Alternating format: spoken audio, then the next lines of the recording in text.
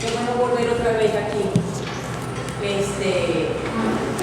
dijo la profe, me llamo Gabriela Carrullo. No soy nueva en esto.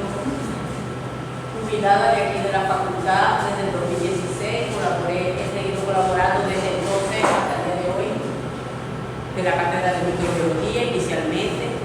Entré desde el año 90, o sea que son más o menos como unos 30 años de experiencia en el área. Y un poquito más.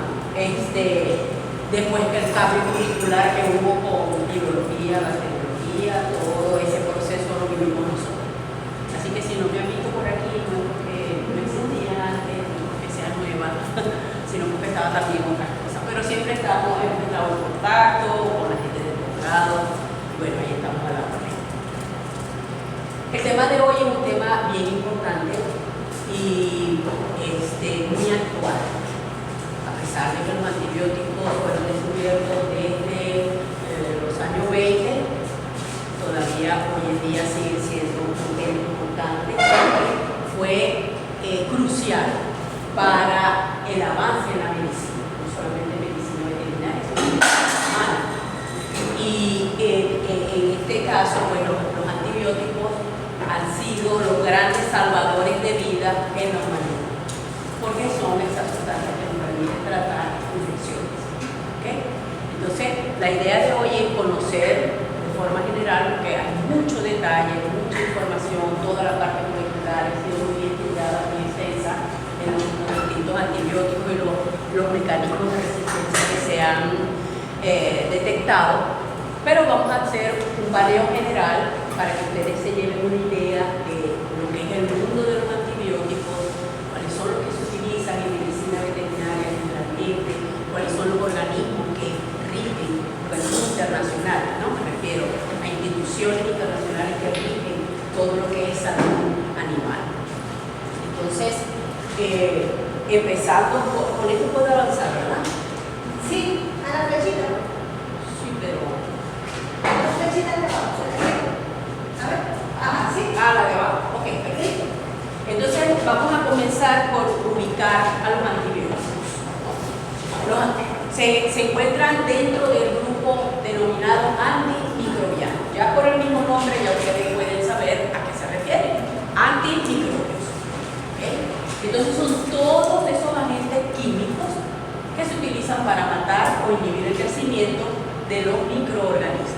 Entonces, dentro de ese grupo de microorganismos es muy grande, encontramos bacterias, hongos, virus, parásitos, protozoarios. ¿Okay? Entonces, todos esos agentes se incluyen dentro de antimicrobianos. Entonces, aquí tendremos los antibióticos, los antifúngicos, antivirales, antiparasíticos y antiprotozoarios. ¿Okay? Porque hoy en día, cuando se habla de la resistencia a los agentes antimicrobianos, por lo general nos ubicamos en los antibióticos. Pero resulta que la resistencia a los antimicrobianos lo incluye a todos. A los antifúngicos, a los antivirales y a los antiparásitos. Y ahí tenemos todos un papel muy importante como gestores de salud animal.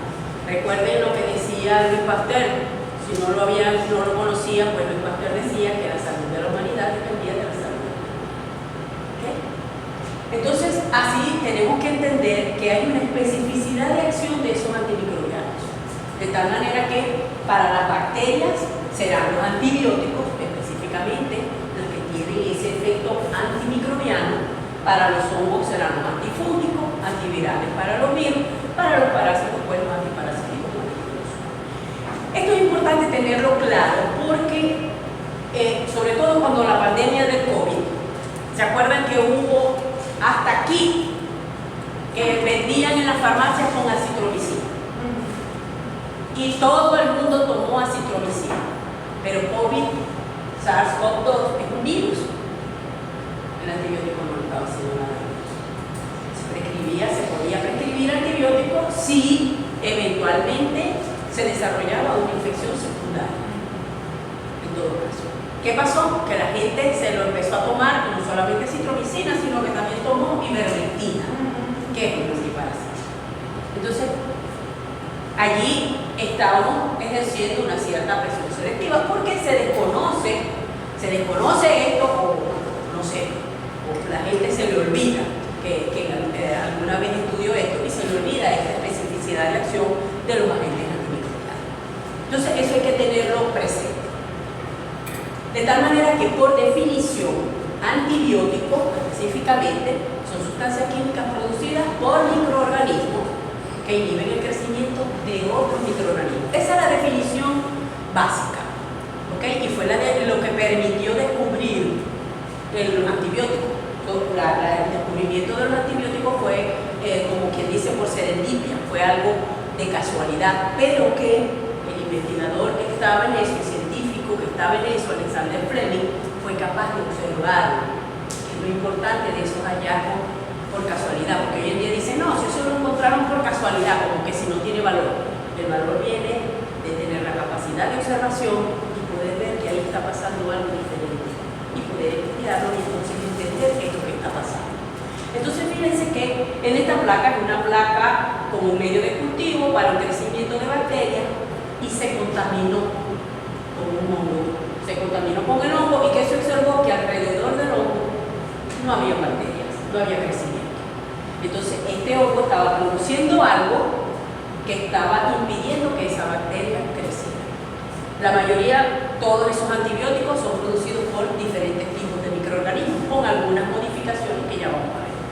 ¿Okay? Entonces, este es el caso pues, típico de las penicilinas naturales, en el caso de la colonia de Penicillium, y fue la forma en la que se empezó entonces a conocer y a producir antibióticos.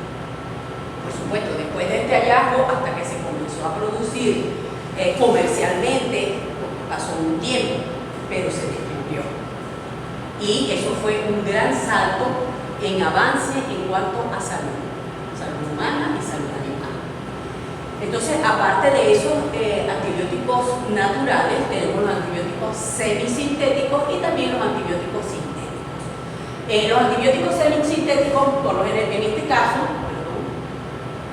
caso de las penicilinas, hay un grupo grande, ya lo vamos a ver, de antibióticos semisintéticos que no son más que modificaciones en algunos radicales de la molécula que permiten generar cambios en el mecanismo, no en el mecanismo, sino en la forma de absorción, la forma en la que se mantiene la concentración, el alcance a distintos órganos, vías de eliminación, etc. Entonces, esas modificaciones permitieron ir desarrollando distintos tipos de antibióticos que podían ser utilizados dependiendo de los cuadros clínicos que se fueran presentando.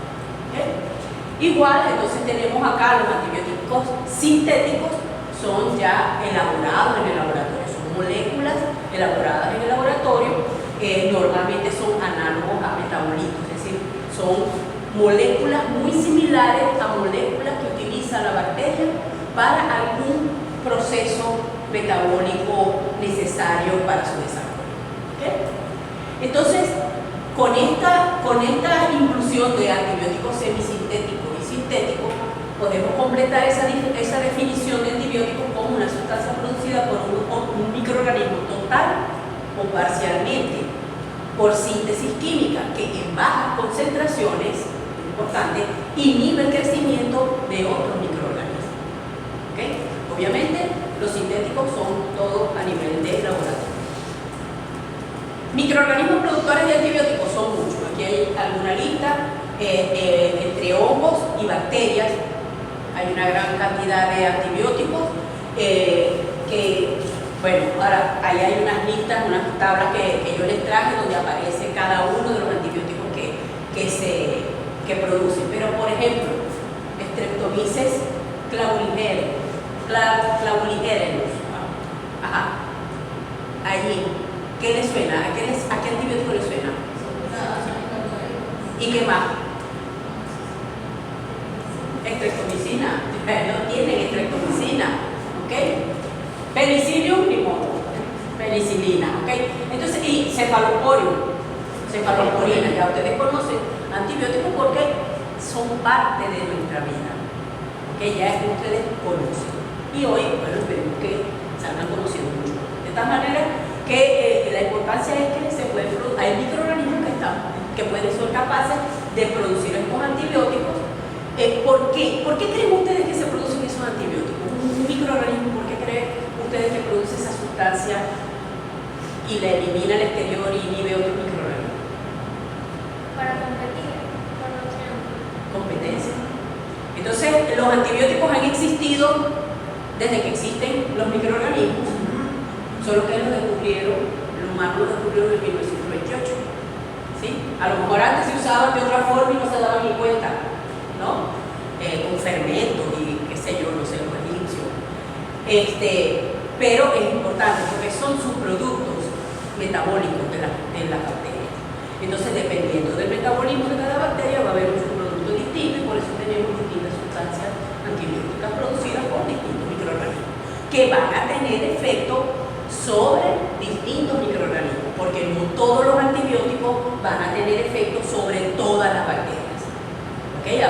Tenemos que ahí entender lo que es el espectro de acción de los antibióticos. ¿Cuáles son las características ideales para seleccionar un antibiótico? Uno, toxicidad selectiva. ¿A qué se refiere eso? Que son ataques a las células extrañas, no a las propias. ¿Todas las células extrañas? ¿Cuál pared celular? Entonces la selectividad es, y las que no tienen, hay procariotas que no tienen pared celular.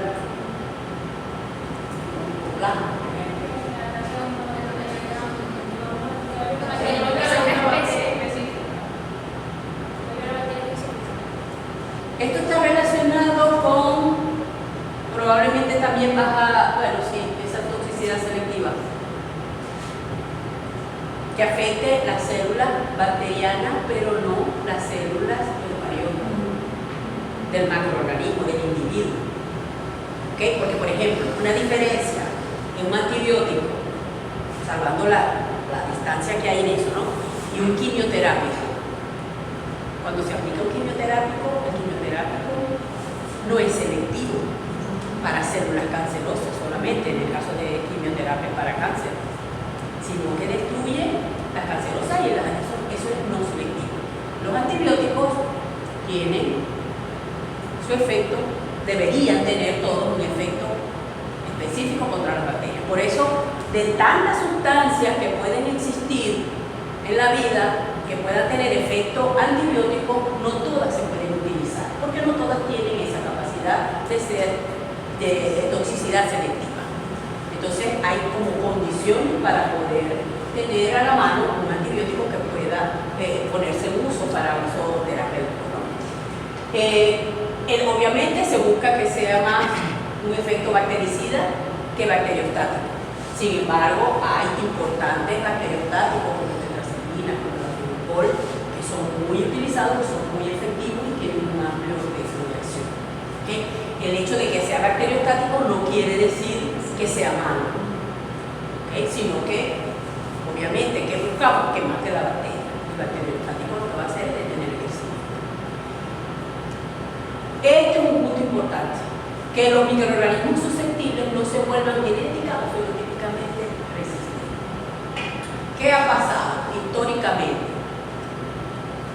Sale al comercio un antibiótico y en muchos casos al cabo de 1 año, 5 años, 10 años, ya se empieza a detectar resistencia contra ese virus. Hoy en día se detecta resistencia para todos los antibióticos. No hay ni un solo antibiótico para el cual no se haya detectado resistencia.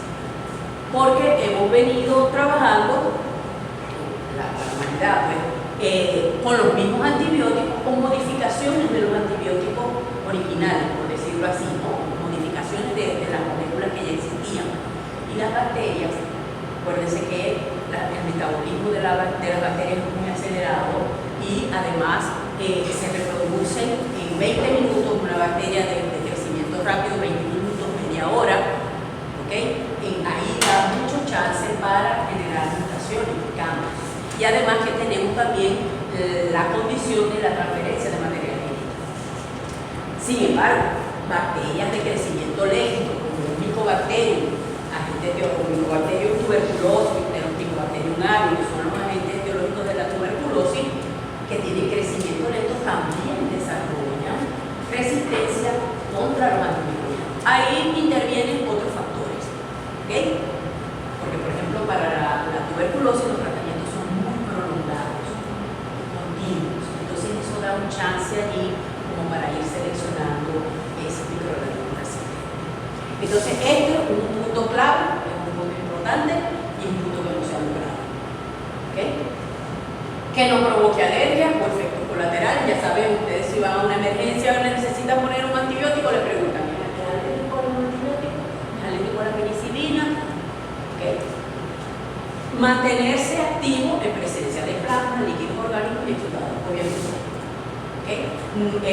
Los usos ya lo suponen y lo saben, los usos de los antibióticos pueden ser tópicos, orales, sistémicos, que sea hidrosoluble y estable, que tenga un nivel de bactericida rápido y prolongado, no queremos nada, ¿no?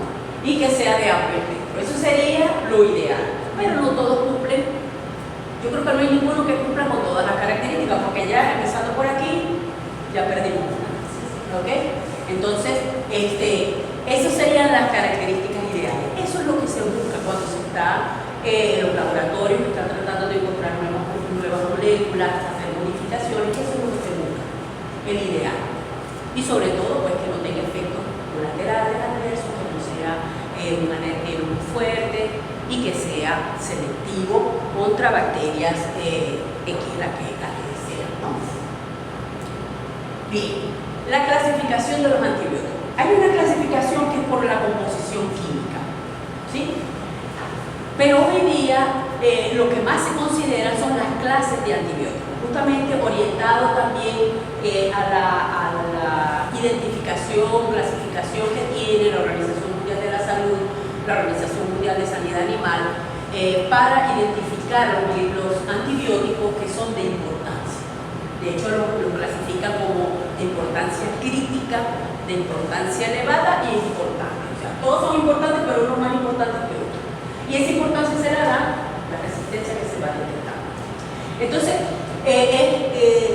me parece más provechoso que ustedes puedan conocer las clases de antibióticos y algunos nombres, ¿no? Aquí no están todos, la lista es grande. Yo les recomiendo, de hecho, que busquen el listado de antibióticos de la Organización Mundial de Sanidad Animal o la OMSA. Eso es algo que ustedes tienen que conocer, esos documentos. OMSA o OJA. No, ahí tengo uno que me dieron, pero pensé que se escribía, pero lo probé. Lo probé y lo vamos a ver. Están iguales. Tiene que ser de punta. Bueno, pero es muy fácil de recordar. Organización Mundial de Sanidad Animal. ¿Ok? Ese es el organismo que a nivel internacional rige todo lo que tiene que ver con salud animal. Y allí están esas listas que ellos publican y se van renovando. Aquí lo tenemos, Organización Mundial de Sanidad Animal, cumplió 100 años. Eso se fundó primero que la Organización Mundial de la Salud. Existía primero esta fundación, se fundó como la OIE, que pueden encontrar por ahí muchos documentos, eso era Oficina Internacional de Epizonia, porque era como una oficina. Y bueno, ya la magnitud, la importancia y el desarrollo que ha tenido ya se conoce como una organización mundial desde hace muchísimos años. Entonces, fíjense, aquí se lo coloqué más o menos por orden alfabético las clases de antibióticos que se utilizan en animales. Pueden haber algunas otras que se usan para humanos. En ese documento de la lista, ustedes van a encontrar, además de la clase y la sustancia antibiótica, ustedes van a encontrar allí las especies animales en las que se utilizan. Porque no todos los antibióticos aprobados de veterinaria se pueden usar en todo lugar. ¿Okay? Entonces así tenemos aminoglicósidos. ¿Conocen alguno de aquí? ¿Lo han oído nombrar? Estoy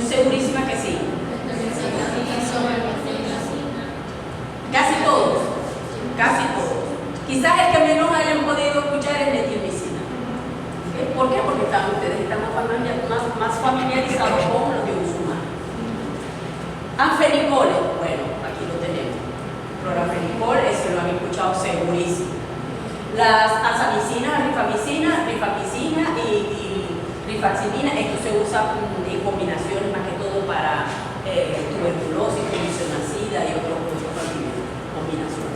La cefalosporina, fíjense que la cefalosporina vienen de primera generación, de segunda generación, tercera generación, cuarta generación. Empezaron con estas. ¿Qué pasó? Muchos microorganismos empezaron a presentar resistencia. Se desarrollaron las de segunda generación. Aquí solamente les estoy colocando las que están permitidas en animales, más que todo animales destinados a la producción de alimentos. Es decir, bovino, y sin embargo, bueno, también equinos, pero bueno, los equinos se los comen en Francia, pero también es alimento. Bovinos, equinos, suinos, ovinos, aves, ¿ok?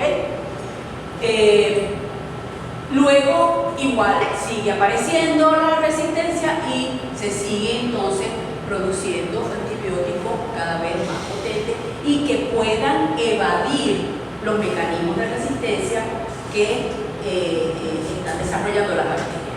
Para eso hay que conocer el mecanismo de acción del antibiótico. ¿Dónde va a actuar en la bacteria para poder entonces producir una molécula que pueda sobrepasar ese inconveniente que le está poniendo la bacteria? Los ionóforos como monensina, la salicil, eso también lo pueden haber escuchado, más que todo en la industria porcina. Lincosamida como la lincomicina, también probablemente la hayan escuchado. Macrólidos, aquí también estoy segura que han escuchado eritromicina. Lo que tienen contacto con producción animal también seguro tirosina, timicosina, oleadomicina. Son antibióticos que se usan con frecuencia en el campo. Entonces, es importante que ustedes conozcan las diferentes clases. Fíjense, aquí les estoy listando algunos, pero fíjense, penicilina. En las penicilinas, fíjense, todas estas son penicilinas. Y aquí tenemos subclases de penicilina. Aminopenicilina más inhibidores de beta-lactamasa, carboxipenicilina, penicilina antistafilocóxica, ureidopenicilina, fenoxipenicilina. Fíjense que aquí, esta parte, las aminopenicilinas más inhibidores de beta-lactamasa. Eso tiene que ver con esa condición que yo les estaba diciendo de producir un antibiótico que pueda solventar o pueda sobrepasar esa resistencia que está imponiendo la bacteria. Entonces, muchas bacterias, como la gram positiva y bueno, gram negativa también producen enzimas que se llaman beta-lactamasa, ya la vamos a ver más adelante. Y esas beta-lactamasas degradaban, impedían que se pudiera actuar el antibiótico. Entonces, ¿qué hicieron? Consiguieron una sustancia que podía entonces sobrepasar ese inconveniente, esa resistencia de la bacteria. Entonces, estos son inhibidores de beta-lactamasa. ¿Pero qué creen que pasó? Ahora hay bacterias que son beta-lactamasa resistentes de espectro extendido. Es decir, que son resistentes a estos antibióticos. Eso adelantándonos a la otra parte de la clase. Pero bueno, estoy segura que también he escuchado amoxicilina más ácido flavulánico, amoxicilina sulfatal. Entonces, cuando ustedes vean esto en un antibiótico, ya saben que esta es una penicilina, pero tiene adicionada una molécula que inhibe beta-lactamasa. Por supuesto, son efectivos contra un montón de bacterias que producen beta-lactamasa y no tienen esas beta-lactamasas de espectro extenso. ¿Qué otra cosa tenemos aquí? Bueno, los derivados de ácido fosfórico, fosfomicina, pleromuquilinas. Fíjense que esto tiene un nombre acá. ¿Dónde se puede usar este antibiótico? ¿En qué tipo de condiciones clínicas? La tiamulina, eso se usa bastante. Problemas respiratorios generalmente. Algunos tienen unos nombres que ayudan a recordar. Polipéptidos como vasopracina, la polivixina B, colistina, que es un problema serio hoy en día porque este antibiótico es como un antibiótico de última línea que se tiene para tratamientos en humanos principalmente, y se han detectado casos de resistencia a la clomitina. De hecho, eso es una condición de alerta en un país cuando se empiezan a detectar resistencias a la clomitina. ¿Okay? Las quinolonas, seguro que también las han escuchado. Y de igual forma tenemos primera generación y las que después se desarrollaron a partir de la fluoroquinolona. La primera generación, bueno, ácido nalidíxico, seguro que lo han escuchado, flumequina, quizás menos, pero el ácido nalidíxico probablemente que sí lo puedan reconocer. De la fluoroquinolona, ciprofloxacina, es muy común, todos hacen así, norfloxacina, aquí se lo resalta, que son como los más comunes, los más conocidos, y no solamente se usan, fíjense, en animales, sino que también se usan en humanos. Hay antibióticos que solamente están permitidos para ser usados en animales, así como también hay algunos antibióticos que solo deben ser utilizados en humanos. Bueno, el Carbadox también se usa mucho, las sulfonamidas, las sulfa, son análogos de metabolitos, y fíjense que hay un montón, esto es una parte de la lista, ¿ok? No está todo. La diaminopirimidina, el trimetopirima, fíjense que se usa combinado también con la sulfa. Y ustedes pueden quizás haber escuchado en algún momento el trimetoprim, el sulfamethoxazole, es una combinación entre dos tipos de antibióticos, porque también se puede usar en combinación, siempre y cuando tengan una actividad sinérgica. Eso hay que evaluarlo también. Las estreptogramíneas como virginiamicina y tetraciclina, que también seguro la conocen, con sus variantes o las diferentes radicales que puedan presentar, clortetraciclina, doxiciclina. ¿Dónde han escuchado ustedes que usan doxiciclina en veterinario? En la eliciosis, ¿verdad? Oxitetraciclina, tetraciclina. De tal manera que las pueden ubicar y pueden conocer que son distintas clases de antibióticos. Y obviamente forman parte de diferentes grupos químicos. Pero en la práctica nos resulta mejor conocer las clases que la composición química propiamente. Sin embargo, vamos a ver un poquitico de eso, porque es importante para el mecanismo de acción. No se tienen que aprender la fórmula, no se asusten. No se asusten. Fíjense, lo importante aquí, ¿por qué los betalactámicos se llaman betalactámicos? Porque poseen un anillo betalactámico.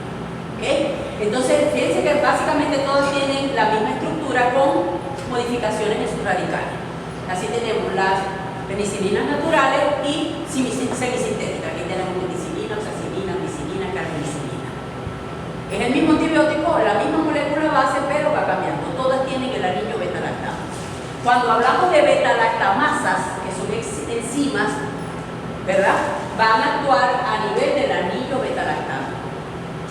Lo rompen y entonces allí se degrada el antibiótico y no tiene efecto sobre la bacteria. ¿Okay? Allí no está anotado, pero aquí lo coloqué para que no se me olvidara. Ay no, esto está mal escrito. Monobactámicos. No es monobactámico.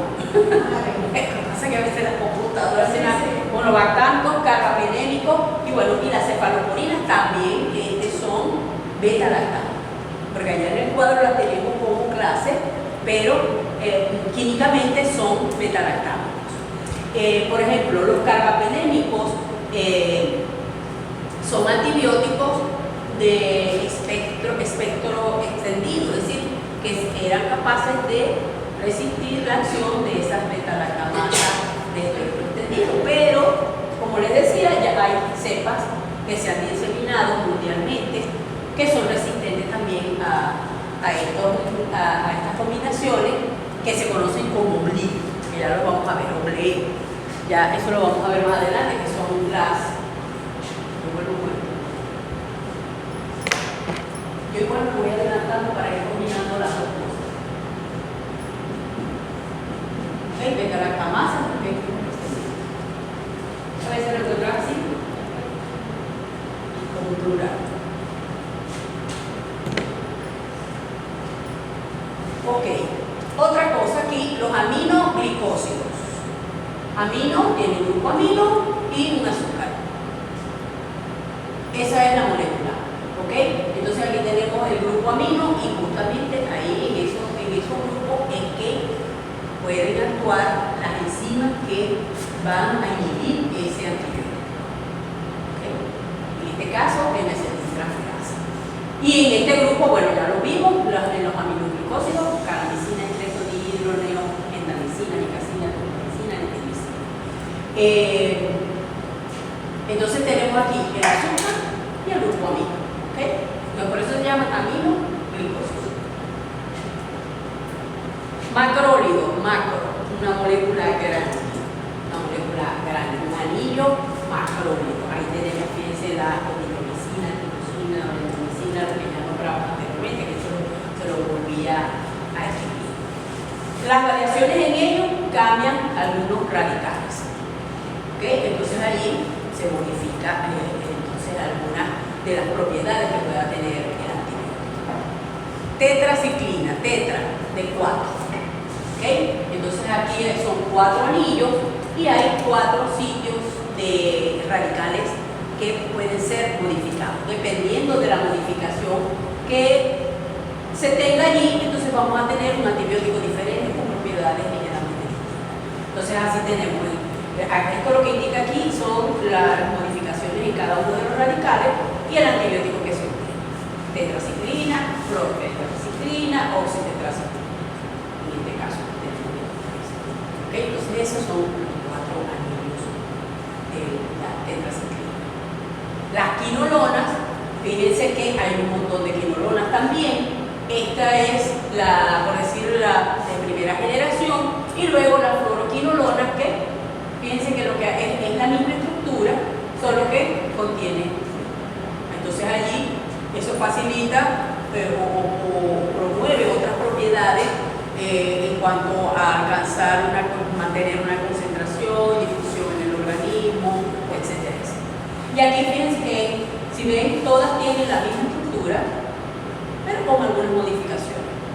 Entonces ahí tenemos norfloxacina, ciprofloxacina, ofloxacina, que también la deben haber escuchado. Entonces, fíjense que todos tienen como una estructura base y simplemente son modificaciones.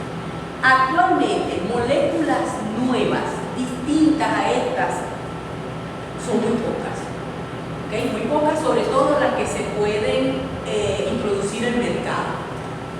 Entonces, por eso es que hay que mantener un uso apropiado de los antibióticos para evitar que se siga desarrollando resistencia y llegue un momento en que estos antibióticos no tengan efecto. ¿Qué va a pasar? Que una cirugía menor o, por ejemplo, un problema menor que puede ser de pronto, no sé, una herida leve, una herida puede conllevar a una infección que no pueda ser controlada. Entonces una lesión muy leve puede convertirse en algo fatal. O, yendo un poco más allá, se impediría poder llevar a cabo procedimientos quirúrgicos importantes. Imagínense ustedes una persona que le hacen una operación a corazón abierto, que tiene horas con cavidad torácica abierta. ¿Okay? A esas personas obligatoriamente hay que prescribirles antibióticos después de la operación. Imagínense que se pierda esa capacidad, que no se disponga de un antibiótico que pueda cubrir las posibilidades de infección en ese paciente. Entonces, eso significa un retroceso en lo que es la medicina. Igual en humanos, igual en animales. Imagínense un proceso de mastitis en una vaca que no se pueda controlar con un antibiótico. Se pierde la vaca, pérdidas económicas, disminuye la producción, disminuye la disponibilidad de leche en el mercado, y hay menos disponibilidad de alimentos. Eso impacta en lo que nosotros tenemos alta responsabilidad, que es la seguridad alimentaria. Hoy en día la población mundial es muy alta y se requiere de muchos alimentos, producir mucho para tener esa disponibilidad. Espectro de acción de los antimicrobianos en general, porque aquí tenemos los que actúan sobre bacterias, sobre virus y eucariotas, pues principalmente los hongos, que son esos microorganismos eucariotas que nosotros conocemos. Entonces, ¿a qué se refiere el espectro de acción? Es la capacidad de poder afectar a un determinado grupo de bacterias o a varios grupos de bacterias distintos. Entonces, hablamos de un espectro de acción reducido cuando el antibiótico solamente afecta, por ejemplo, solo gram negativo o solamente es efectivo para las micobacterias. Las micobacterias son muy particulares porque la pared celular de ellas tiene un alto contenido de lípidos. Entonces es muy difícil que los antibióticos puedan ingresar. Entonces son muy poquitos los que tienen efecto sobre las micobacterias. A diferencia de esos que son bien específicos, por ejemplo, estos aquí, bacterias, aquí van algunos para gram negativas, gram positivas, hay algunos como la penicilina que pueden abarcar todas las gram positivas, ¿okay? Porque ya vamos a ver, eso afecta el pared celular, parte de las gram negativas y algunas que no tienen pared celular bien definida, como las positivas, pero también tiene efecto en ellas como las clamidias. Aquí, por ejemplo, cefalosporina incluye un rango más grande acuérdense que también es un beta-lactámico, pero además de afectar las gram positivas, también incluye un rango mayor de gram negativas. Entonces, allí el espectro de acción es un poco más amplio. Y cuando hablamos de amplio espectro, decimos no, un antibiótico de amplio espectro, por ejemplo, tetraciclina, que abarca gram positivas, gram negativas, clamidia y riqueza. Que ya vimos, la doxiciclina está dentro de ese grupo, se usa para el virus. ¿Okay? Entonces, y así tenemos, por ejemplo, las que son específicas aquí, como la isoniazida con la micobacteria. Y aparte tenemos los antivirales. Entonces, los antibióticos aquí igualito se aplica el mismo criterio de espectro reducido, espectro intermedio o amplio espectro, pero con los antivirales. Eso ya lo verán en el video. En el caso de los hongos, aquí hay sustancias que por definición son antibióticos, son sustancias producidas por un microorganismo que inhibe el crecimiento de otro microorganismo. Pero en este caso, ya lo dijimos, se conocen como antifúngicos. Porque recuerden que estos son, bueno, ustedes no han visto microbiología todavía. Los hongos son eucariotas. Sí, ya lo vieron. Ya vieron, porque virología se ve ahora primero, sí es verdad, sí es verdad. Ah, bueno, ya ustedes saben cómo es la estructura, tienen una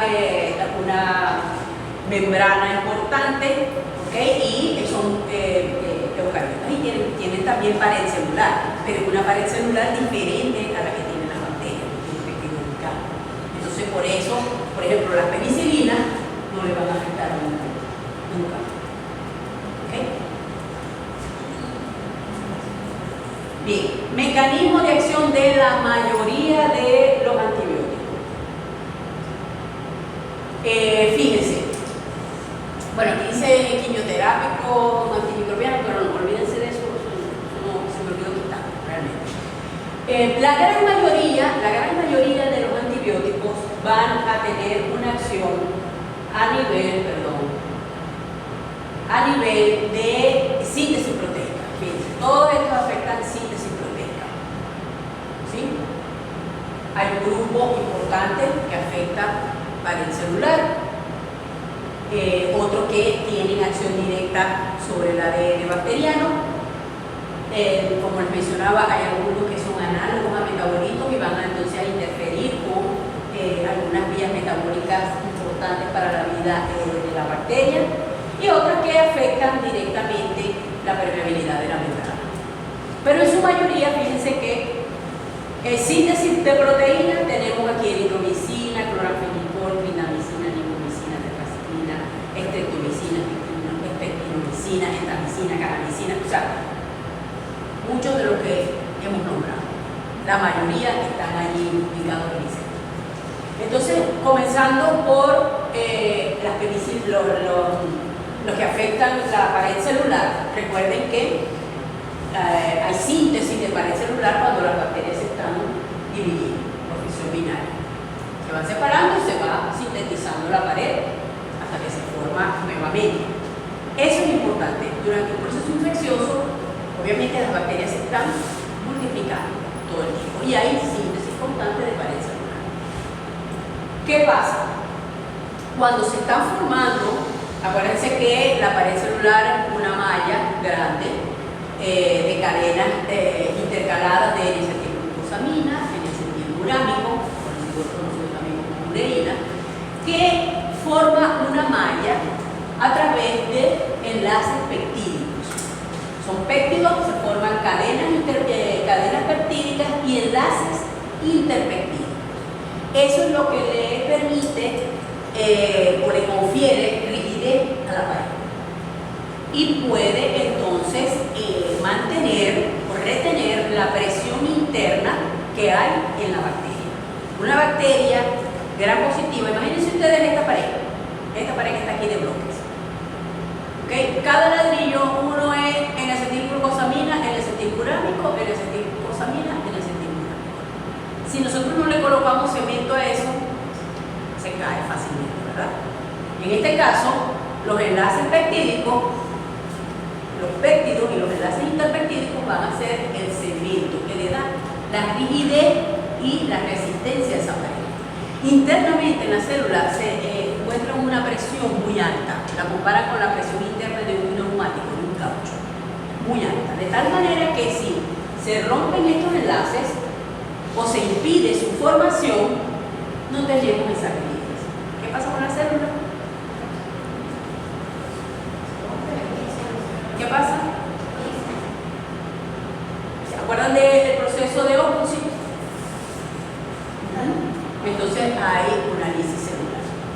Entonces, en estos puntos es que actúan estos, básicamente la penicilina, los beta-lactámicos, impidiendo el proceso de transpeptidación. ¿Qué pasa? Eso tiene que ver con la síntesis de la pared. Eso yo no sé si yo tengo aquí algo de eso, no. Esas cadenas peptídicas se forman en el citoplasma celular y migran hacia la parte externa de la célula para formar esos enlaces, unirse en la pared.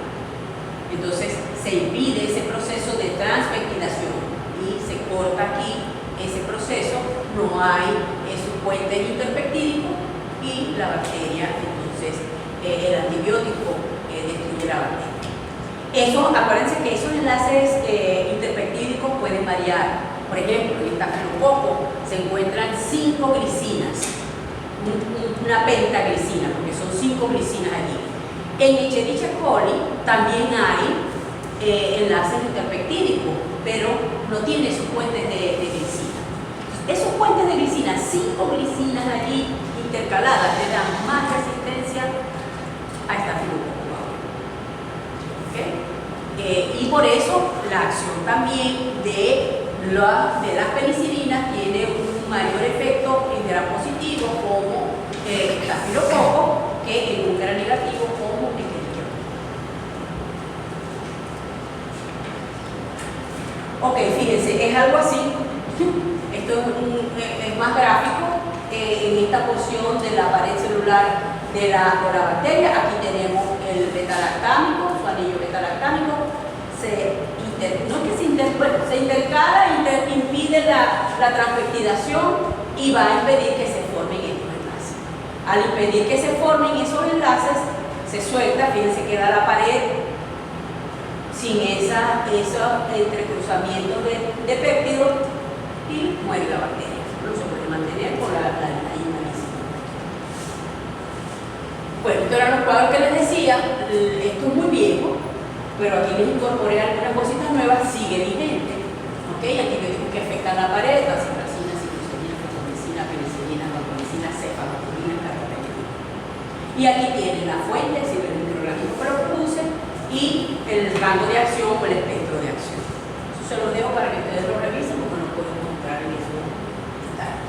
En los inhibidores de la transcripción, ya vimos aquellos que afectan para el celular, ahora los que afectan la transcripción propiamente.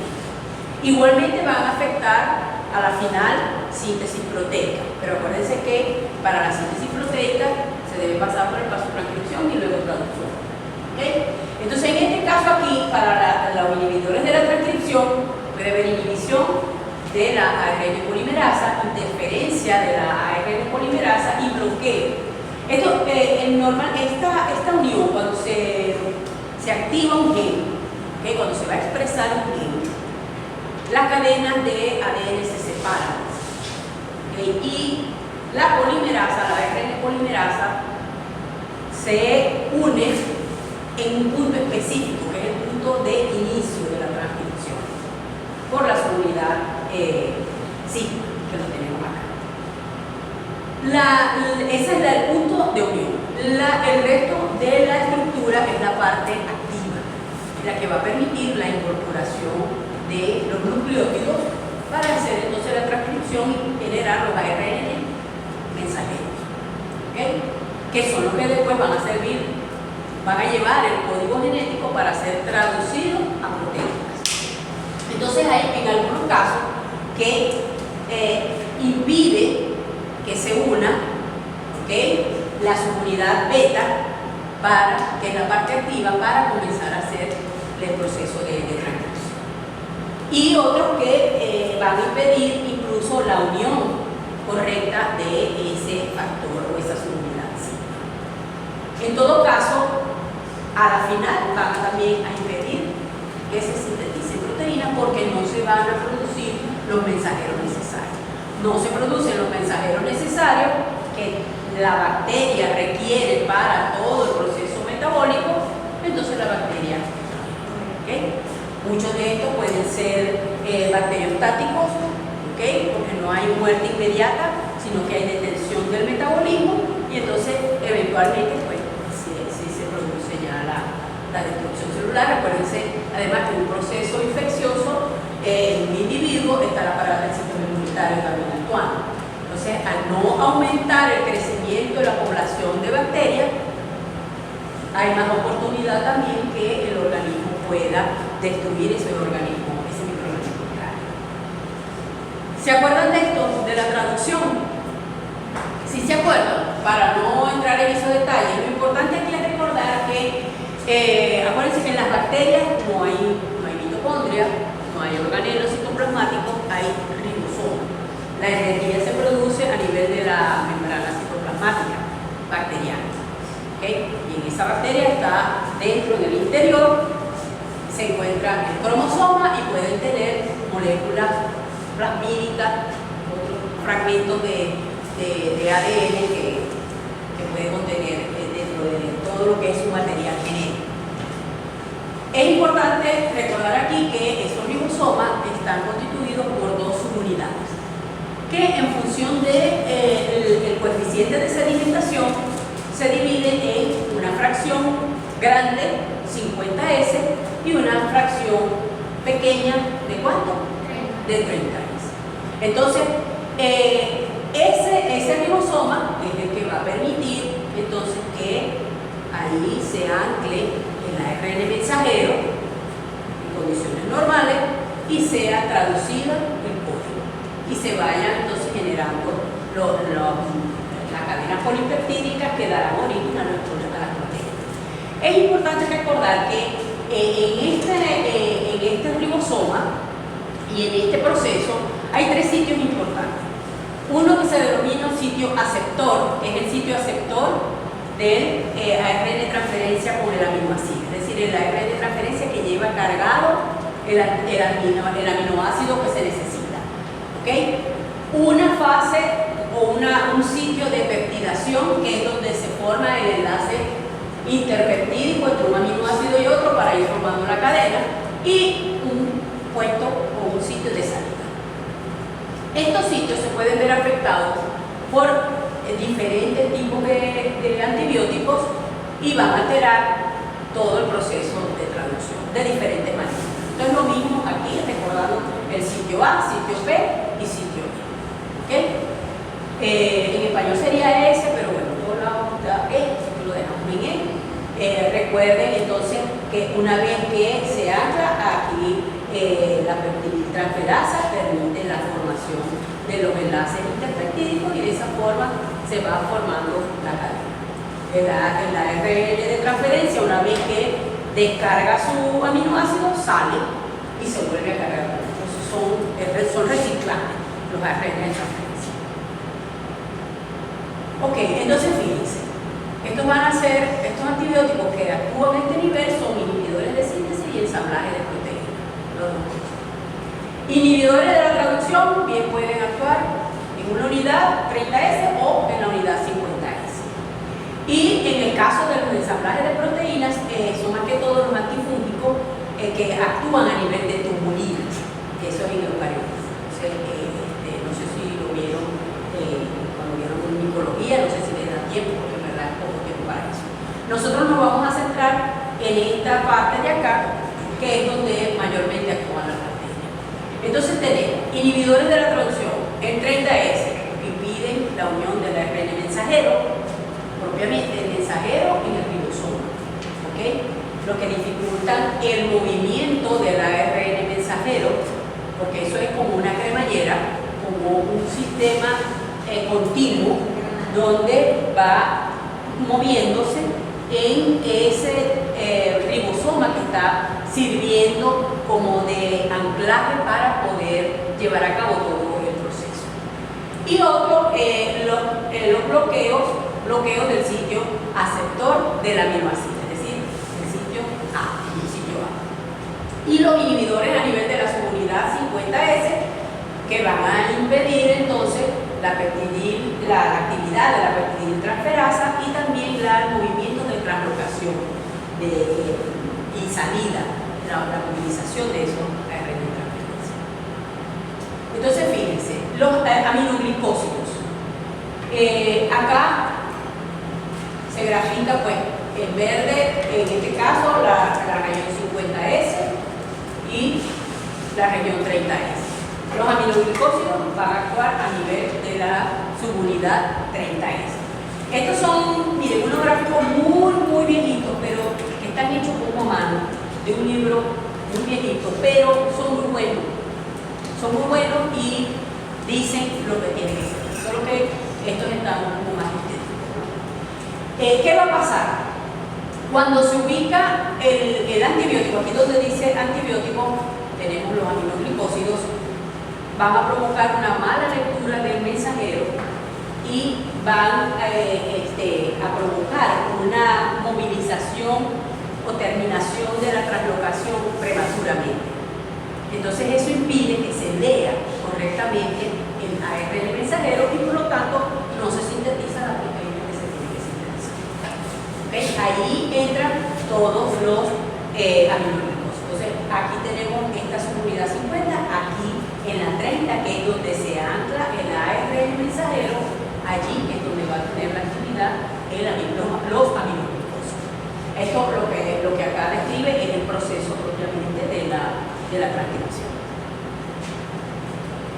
Tetraciclina, aquí está uno parecido, ¿okay? Al anterior también va a actuar a nivel de 30S, pero la actividad va a ser ligeramente diferente porque va a inhibir la unión del ARN de transferencia aminoácido al sitio.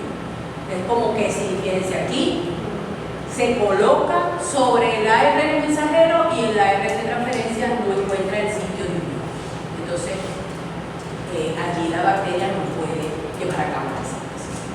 ¿Okay? Y el bloqueo del sitio de la acción del aminoácido es lo que propiamente hace. Bueno,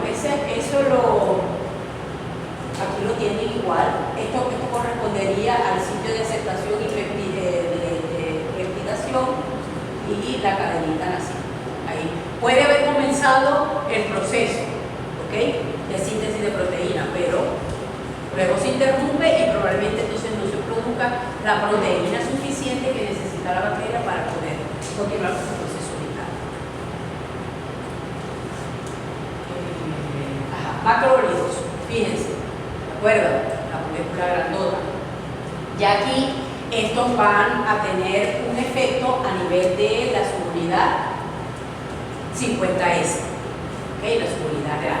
Entonces, fíjense todo lo que provoca, ¿no? Inhibe, obviamente, el proceso final o la consecuencia final es la inhibición de la formación de la cadena polipeptídica. ¿Por qué? Porque bloquea justamente la acción, fíjense como si se colocara aquí en el medio, y bloquea la acción del proceso de formación de esos enlaces interpeptídicos. Evita entonces también la movilización o translocación del ARN de transferencia desde el sitio aceptor al sitio de peptidación. Además, promueve la disociación, es decir, separación del ARN, del peptidil ARN o de la peptidil transferasa.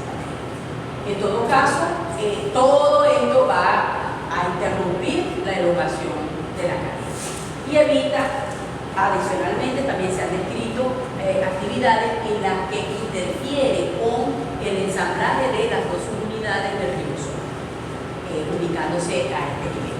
Entonces, si el ribosoma no puede ensamblarse adecuadamente, tampoco se puede llevar a cabo el proceso de síntesis. Ahí tenemos ese macrólido como la distribución. Cloranfenicol, fíjense, también actúa. Estos son algunos ejemplos, ¿no? Pero en general, los que pertenecen a esos grupos, todos tienen ese mecanismo, ¿no? Y también actúa a nivel de la subunidad 30S, tiene un efecto similar al de los macrólidos, bloquea la peptidiltransferasa y va a inhibirse, va también a interferir con la unión del aminoácido ARN de transferencia en el sitio aceptor, es decir, que impide que se cargue el ARN de transferencia que viene con ese aminoácido cargado. Y bueno, esto al bloquear la peptidiltransferasa inhibe también la formación de la célula. Entonces, fíjense, cosa importante que lo coloqué aquí para no olvidarlo, es que el cloranfenicol en células de mamíferos interviene con la síntesis de proteínas. Por eso, este antibiótico no puede ser utilizado en niños, por ejemplo, y se tiene como un último recurso en muchos casos. Entonces, en niños puede conllevar a una difusión a nivel de médula ósea y va a entorpecer obviamente el crecimiento. Entonces son cosas detalles que hay que tener presentes al momento de elegir un antibiótico. Bueno, ejemplo, lo que les decía, cuál es el antibiótico, el microorganismo que lo produce y el espectro de acción que va a tener. ¿Okay? Todos estos son inhibidores de síntesis o ensamblaje de la proteína. Desestabilización de la membrana. Esto va principalmente con aquellas bacterias que tienen pared celular no tan definida, un porcentaje muy bajo y también inmune, que va a actuar sobre membrana. Entonces, básicamente lo que hacen es abrir poros. En la estructura de las gram negativas son importantes las porinas, que están en la membrana externa. Por debajo está la membrana.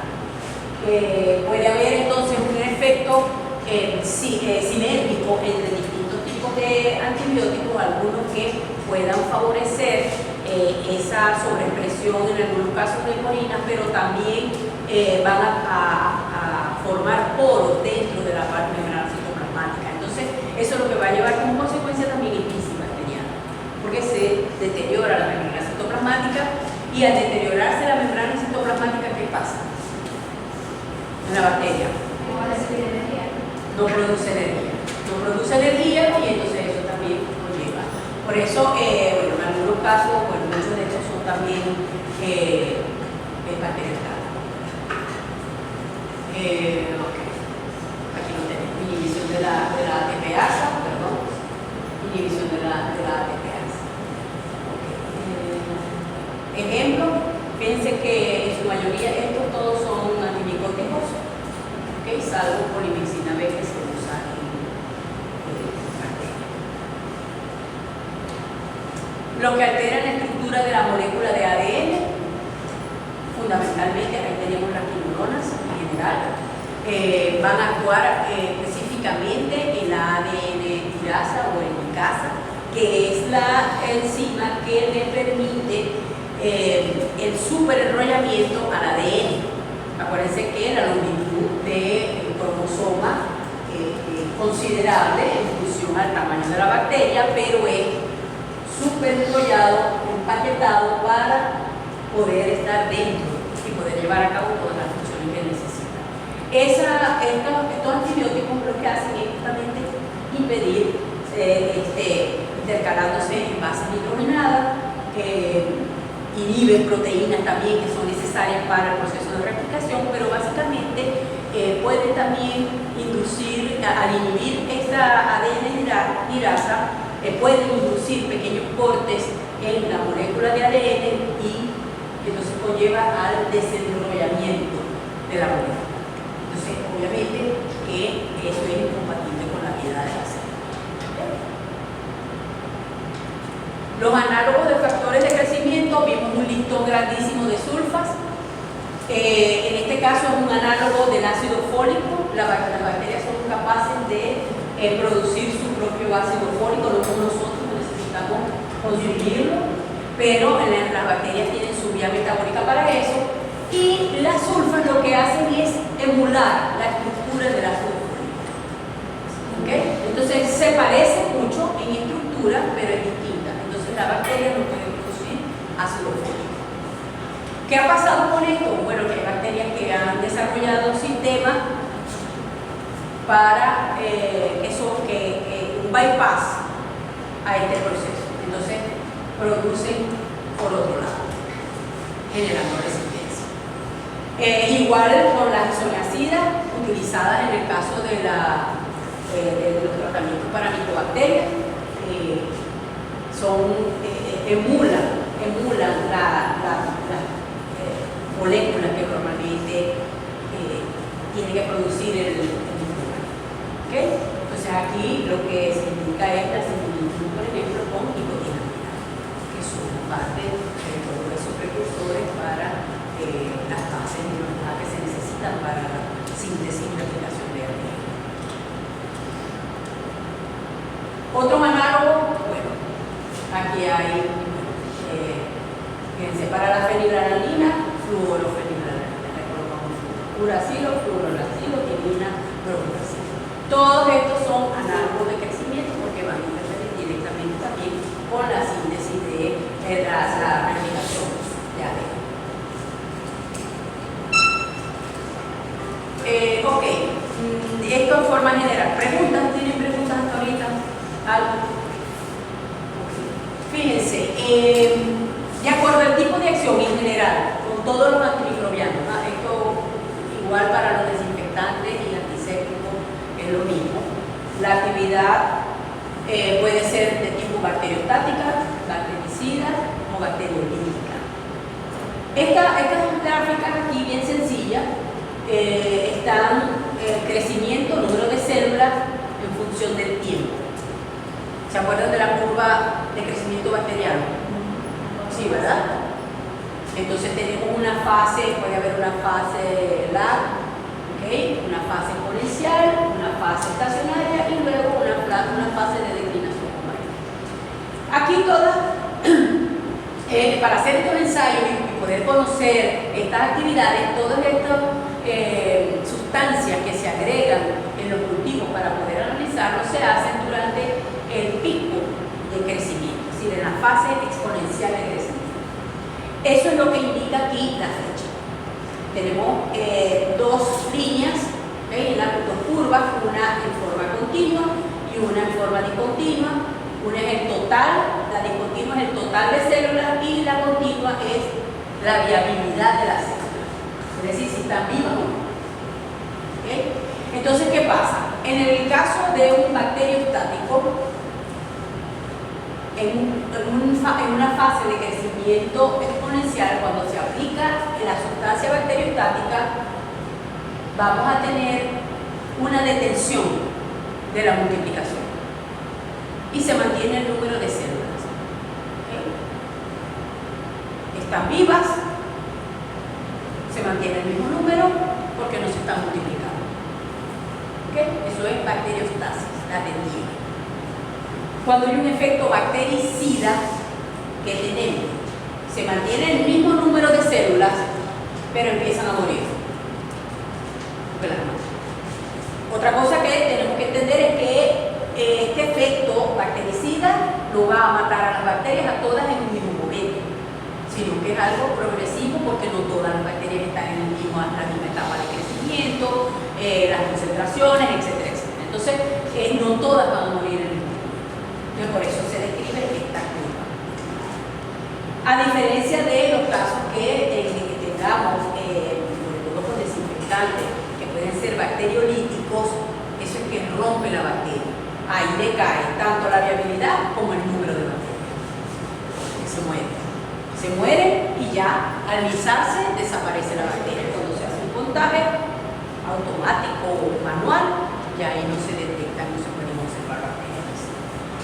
Entonces esas son las actividades fundamentales, la forma de acción en general, la forma de bactericida, bacteriostática o bacteriológica. Aquí tienen una tablita para que ustedes la revisen de algunos bactericidas y bacteriostáticos. Ya lo hemos venido mencionando. Por eso es importante tener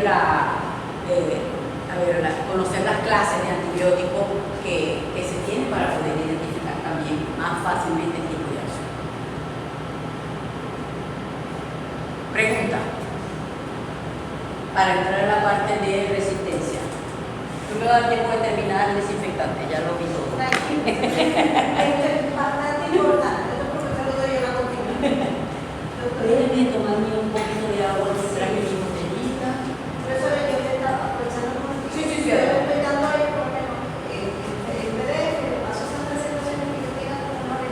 Si usted me la puede pasar, yo tengo los parecidos, pero terminamos actualizados para Ok. colocarse por ahí. No hay problema. Y luego la evaluación, usted me dice o yo la hago. Ahora les dejo tarea. Le paso una tarea y yo nada más le hago evaluación. Y lo de desinfectante, si está en su disponibilidad, ¿lo viene o lo doy yo? Bueno, sí, ahí podemos. Porque ya eso es más cortito, pero. Sí. Y ya se han adelantado muchos conceptos aquí que pasamos. Por eso, de acuerdo a cómo termine, si vemos el caso, podemos entender un poquito. ¿Está cansado? No puede estar más cansado que yo que estoy hablando aquí. Yo le doy un break, Andrea. Yo le doy un break. ¿Qué les parece la parte de antibióticos? ¿Me podría explicar la diferencia entre clases? A ver, por ejemplo, en cuanto a la estructura química, lo que vimos, ¿no? Fíjate que tenemos una clase de penicilinas y cefalosporina, pero químicamente son iguales. Entonces pueden haber distintas clases de antibióticos que tienen una misma estructura química base, igual con la quinolona. Es la misma estructura, pero tenemos también otras variantes, igual con los carbapenémicos. Entonces, que son también metalactámicos. Entonces, una cosa es la estructura química, las modificaciones que entonces se generan clases de antibióticos.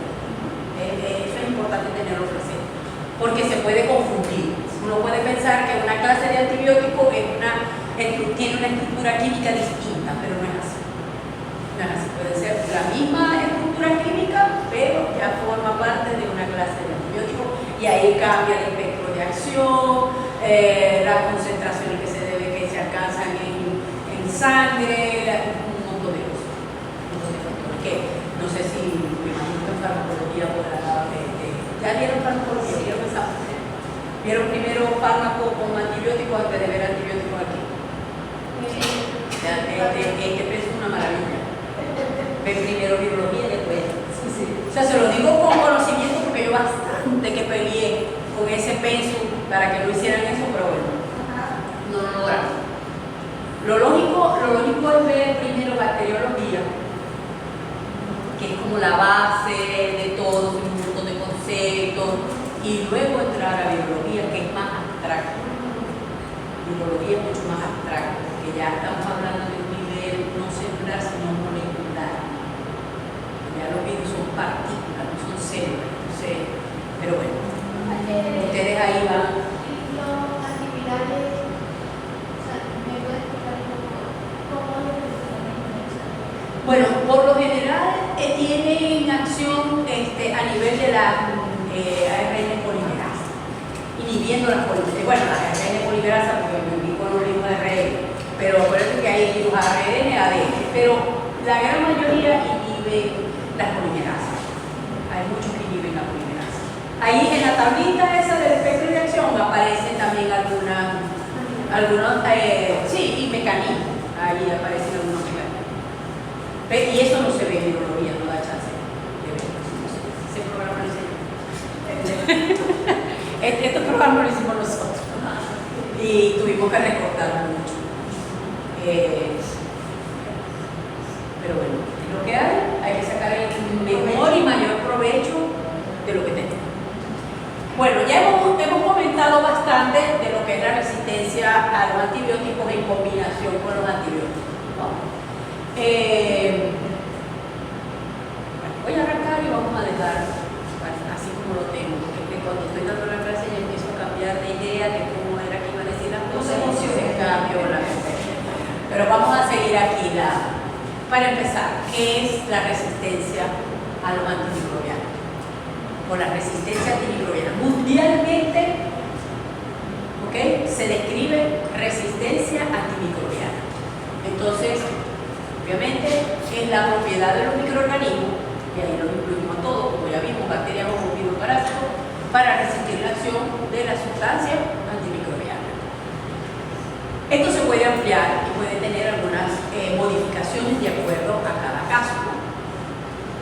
Pero en todo caso, nosotros tendríamos que tener presente que la resistencia a los antimicrobianos siempre ha existido, siempre ha sido parte de los microorganismos. Porque si bien los antibióticos producidos naturalmente por un microorganismo inhibe otro por competencia de ambiente, de nutrientes, ¿ok?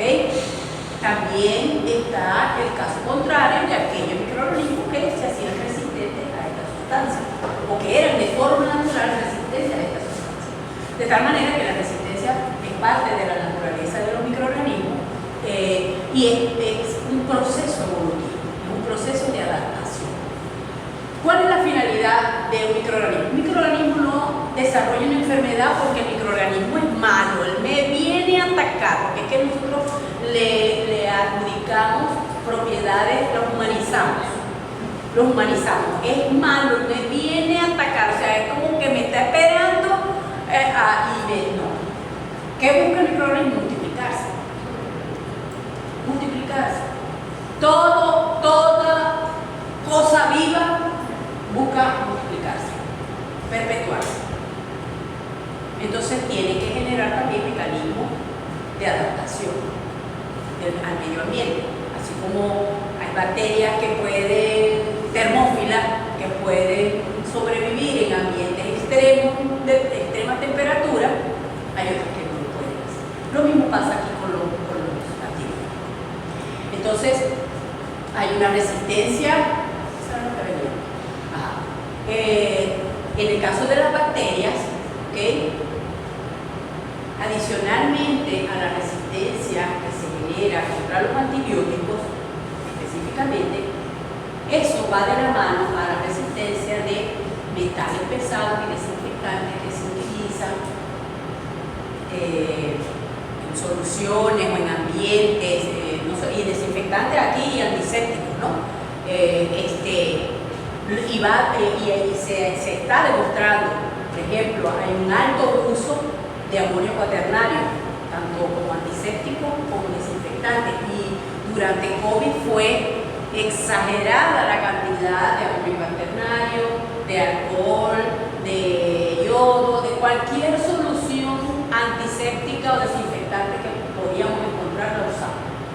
Entonces, ¿qué pasa? Que ahora hay, bueno, no fue por culpa del COVID, ¿no? Ya eso existía de antes, pero eso lo aceleró más. Lo que se llama resistencia cruzada. Es decir, que hay microorganismo que está asociado a la resistencia a un antiséptico o a un desinfectante particular con antibióticos. Entonces, eso complica un poco Yo por eso le coloco aquí bacterias resistentes, no solamente a los antibióticos, sino también metales pesados, desinfectantes, metales pesados que se pueden utilizar para procesos también de desinfección, industria, en ambiente, etcétera, etcétera. Acuérdense que el mundo de la bacteriología es muy amplio y hay bacterias por donde quiera, ¿no? Existimos porque hay bacterias, ¿sí lo saben, no? ¿En serio? Hace 4.500 millones de años, ¿sí lo saben? Ok, muy bien. Entonces, tenemos esa resistencia, esa definición de la resistencia de forma, hay una resistencia natural, ¿ok? Esa resistencia natural se da por una ausencia de blanco celular, que significa que el antibiótico no tiene punto. Entonces, un antibiótico que actúa a nivel de la transpeptidación en la pared celular no va a actuar sobre, por ejemplo, una Escherichia o el anaplasma, micoplasma, que no tienen esa pared definida. Entonces, hay una ausencia natural de ese blanco celular. ¿Okay? En este caso, para los hongos, ausencia de ergosterol en la membrana. Hay muchos antifúngicos que el mecanismo de acción es a nivel de ergosterol, que es bien importante, y al tener esa ausencia del blanco celular, pues ese antibiótico, ese antifúngico no va a tener. Y lo otro, de forma natural, es algunos antibióticos no pueden ingresar al interior de la bacteria porque tienen un cierto grado de impermeabilidad, son impermeables por la presencia, en el caso de los gram negativos, la presencia de la membrana externa que tiene esa gran cantidad de los lipopolisacáridos, del LPS, ¿no? Y lo que les comentaba, las micobacterias, que tienen esos ácidos glicólicos presentes químicamente son gram positivas las micobacterias, ¿okay? Pero tienen una gruesa capa de ácido glicólico que forman como una grasa, una barrera. Entonces eso impide que algunos antibióticos puedan ingresar a eso. Eso es una forma de resistencia natural. ¿Okay? Sin embargo, la que preocupa, porque ya eso se conoce, ya se sabe, y obviamente ya se sabe cuál es el antibiótico, no se debe usar con esos microorganismos. El problema es con la resistencia adquirida. Es la propiedad que tiene un microorganismo para resistir los efectos de un antibiótico para el cual normalmente es susceptible. ¿Okay? Entonces, ahí hablamos, por ejemplo, de cepas wild type o cepas silvestres o las naturales, que son susceptibles bajo condiciones normales, pero que por presión selectiva, por la que fuera, comienza a generar mutaciones o adquiere plásmidos de resistencia por mecanismos de conjugación. Entonces ya esa bacteria que anteriormente era susceptible, ahora tiene genes que le confieren resistencia. Entonces a eso es lo que le llamamos como resistencia adquirida. Y hay una selección. Esa resistencia, el mal uso de los antibióticos, cuando hablamos del mal uso de los antibióticos, estamos hablando de utilizar dosis subterapéuticas, no tener tratamientos completos, no respetar la posología de los antibióticos, usarlos como preventivos y no como tratamiento curativo, usarlos en lo que se llama la metafilaxis, en ese caso, por ejemplo, en un rebaño, cuando se detectan algunos animales con algún tipo de infección, le colocan el tratamiento a todo el grupo. Entonces ahí le ponen tratamiento a los que están sanos y los que están enfermos. Los que están sanos no lo necesitan y lo que se está haciendo es ponerle el antibiótico ahí. ¿Qué pasa? Que en esos casos, si tenemos una población de bacterias susceptibles que entran en contacto con bacterias resistentes, que tienen la mayoría de los factores de resistencia están codificados en plásmidos, que son esas moléculas adicionales que tiene la bacteria y que se pueden transferir muy fácilmente, no solamente entre grupos de bacterias similares, sino entre grupos de bacterias muy distintas. Y por ejemplo, a nivel intestinal, a nivel de rumen, hay una alta carga bacteriana de distintos tipos de microorganismos que incluso los que forman parte de la flora bacteriana normal también pueden poseer genes de resistencia. ¿Okay? Entonces, ¿qué pasa? Cuando esto ocurre, cuando empieza a transferirse ese material genético, se aplica un antibiótico, en condiciones normales se aplica un antibiótico, ¿cuáles se van a morir primero? Las más susceptibles. Las más susceptibles. Y eso pasa en cualquier población. En cualquier población. Nosotros mismos aquí no que nos vamos a morir, pero si estamos en el calor, habrán algunos que a los 5 minutos están desesperados, muertos, deshidratados, habrán otros que aguanten más, soporten más la situación. Lo mismo pasa con las bacterias. Entonces, ¿cuáles van a soportar allí? Las que tienen los factores de resistencia. ¿Qué pasa? Que eventualmente ocurre como un lavado. ¿Okay? Porque se aplicó el tratamiento, no se cumplió o era una dosis subterapéutica, no se destruyen todas las bacterias, quedan las resistentes. ¿Cuáles son las que se van a seguir multiplicando? Las resistentes. Eventualmente vamos a tener entonces una población de bacterias resistentes. Y esto es lo que se llama como presión selectiva. Entonces el uso constante de dosis subterapéuticas, las metafilaxis o como profilácticos, eso ha conllevado y no solamente en los animales, en los humanos también. Imagínense si aquí en nuestro país cualquier persona puede llegar a comprar un antibiótico. Entonces la gente es médico porque la sabiduría del cielo se la dice, ¿verdad? Entonces tiene un dolor de garganta, no, compra un antibiótico, ¿cuál será? Y le llega al farmacéutico, ¿cuál fue? Bueno, para la garganta, y va y se toma 2 días, ya me sentí mejor, ya listo. Está ejerciendo presión selectiva.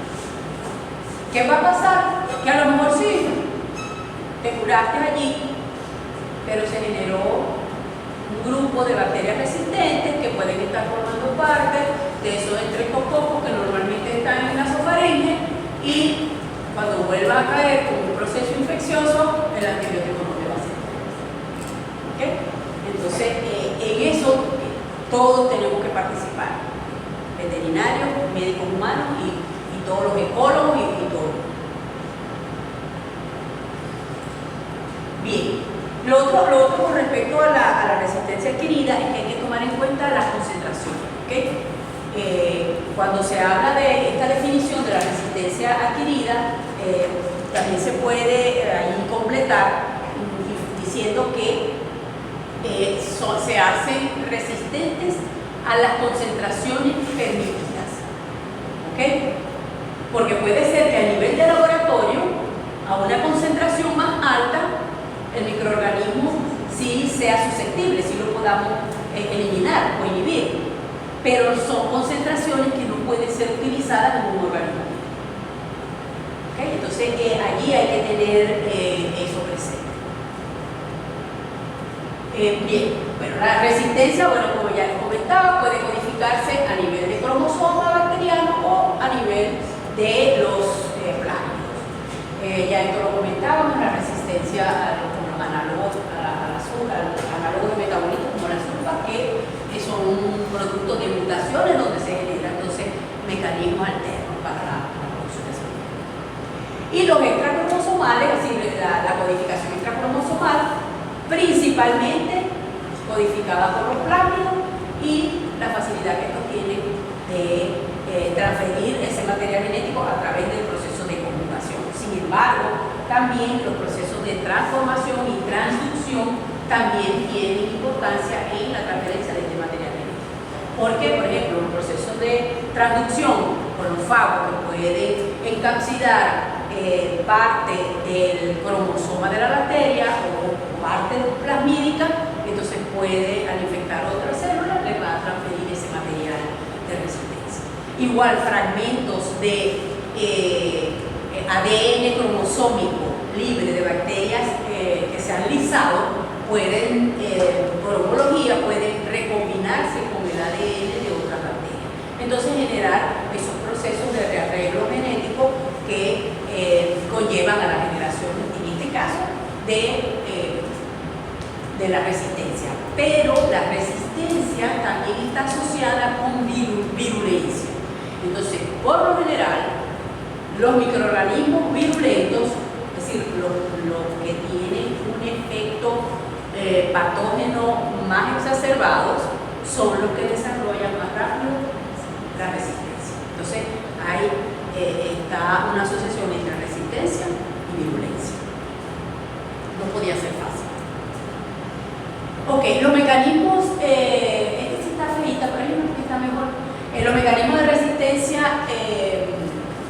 generados por transferencia de genes. Como les digo, principalmente a través de plasma. ¿Okay?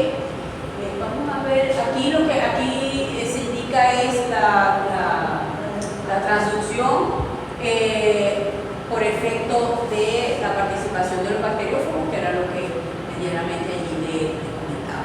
Y la transferencia plasmídica por efecto de la conjugación, que recuerden que ahí sí tiene que ver contacto célula-célula. Esto es importante porque hay ambientes particulares en los individuos, en el organismo, que favorecen estos contactos. Y uno de esos ambientes es el tracto intestinal o gastrointestinal, que es uno de los más extensos. Y hay una gran cantidad, dependiendo de los compartimientos, hay diferentes tipos de microorganismos. Y si hablamos de los animales, pues más todavía cuando tenemos los rumiantes y los monogástricos. Y dentro de los monogástricos tenemos sus variantes, por ejemplo, cuando hablamos de un caballo a nivel de colon, una flora bacteriana específica, particular, diferente a la que podemos encontrar en un cerdo. Entonces, en veterinaria, pues estos contactos se hacen más factibles, hay más diversidad y puede haber una mayor facilidad en la transferencia de genes. En los mecanismos básicos de resistencia a través de plasma, no vamos a hablar de genes, porque los genes de resistencia son un montón, para cada uno. Si hablamos de la tetracyclina, un montón, de la roxacilina, entonces otro, si es alguna cosa, entonces eso no lo vamos a entrar, simplemente conocer cuáles son esos mecanismos de resistencia. ¿Qué codifica el plasma? ¿Qué codifica el plásmido? Proteínas que van a ayudar de alguna manera a resistir esa acción. Una es las bombas de flujo. Esas bombas de flujo lo que hacen es que hay una sobreexpresión de porinas. Entonces, si el antibiótico ingresa por un lado, por el otro lado es como una bomba de achique. Se llenó el cuarto de agua y por otro lado está la bomba sacándola. Eso es lo que hace. Que por un lado entra, por otro sale. No le da chance que ese antibiótico pueda cumplir su efecto. No se alcanza la concentración interna, etc. En otro caso, hay alteraciones químicas del antibiótico. ¿Okay? Hay algunos antibióticos que se incorpora algún radical particular y ya pierde la actividad. No puede unirse al sitio de acción. ¿Okay? Hay otros que son degradación enzimática del antibiótico, como los glucoronidales, por ejemplo, ¿okay? Que rompen el hilo. Entonces, bueno, lo vamos a ver ahorita. Lo comentaba. Fíjense, en aquellos casos que hay modificación química del antibiótico, puede ser acetilación, adenylación o fosforilación, dependiendo de lo que se incorpore. ¿Okay? Entonces, aquí tenemos en un aminoglicósido la acetiltransferasa incorpora un grupo amino, ¿verdad? Entonces, aquí hay un proceso de modificación enzimática que impide que el antibiótico pueda incorporarse, pueda ejercer su acción. En el caso del cloranfenicol, hay acetilación del antibiótico y lo inactiva.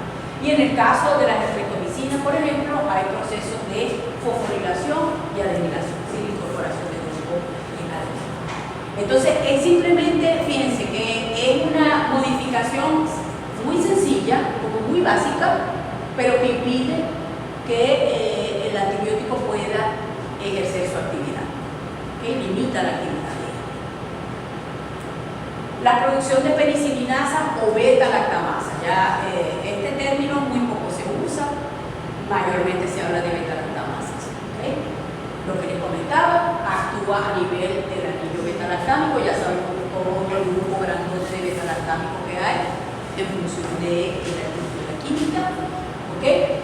Y en este grupo encontramos las que les comentaba, las FLI, que son estas enzimas que tienen un espectro extendido, porque se habían producido el cuento de leche de unos beta-lactámicos que eran resistentes a la beta-lactamasa. Entonces, ahora hay bacterias que producen, que también son resistentes a esos antibióticos.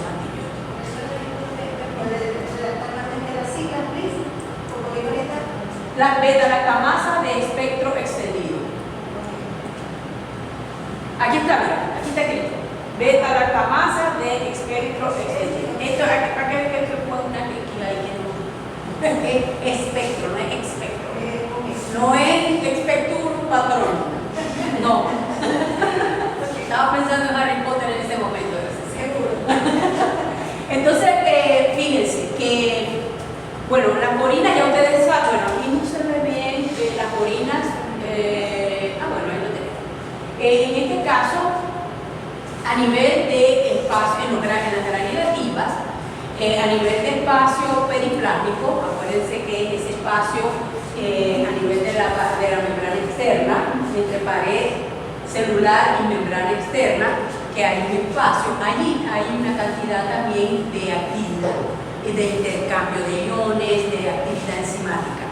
Entonces, a ese nivel principalmente van a poder actuar estas beta-lactamasas para inhibir la entrada del mecanismo de acción de los penicilinos beta-lactámicos. ¿Por qué? ¿Por qué está ahí no en el citoplasma?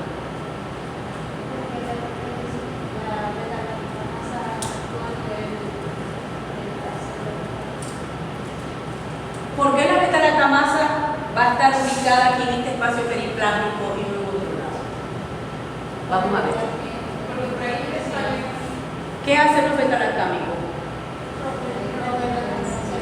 Para el celular. Entonces, ¿qué va a hacer la beta-lactamasa en otro lado? Tiene que ir a donde está el antibiótico, porque las penicilinas, cefalosporina, todo eso van a ir a nivel de pared. Entonces, ahí a nivel del espacio periplásmico que se va a encontrar, porque ahí es donde va a estar el antibiótico.